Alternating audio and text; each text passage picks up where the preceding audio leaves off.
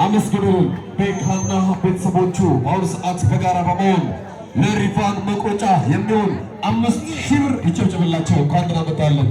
እሺ የደብራችን የመጽሐፍ መምህር መጋቢ አዲስ መምህር አንለይ ምን አለው?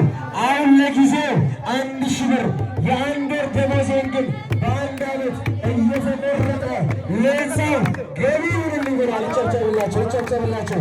መላከ ብረት ሰምተዋል። በሮራ ከነገት ይጀምራል። አኪ ሰምተዋል። በሮራ ከዘር ቆመት ለሆነ ጌታ አናርፍም አንመርም። ምን እናድርግ?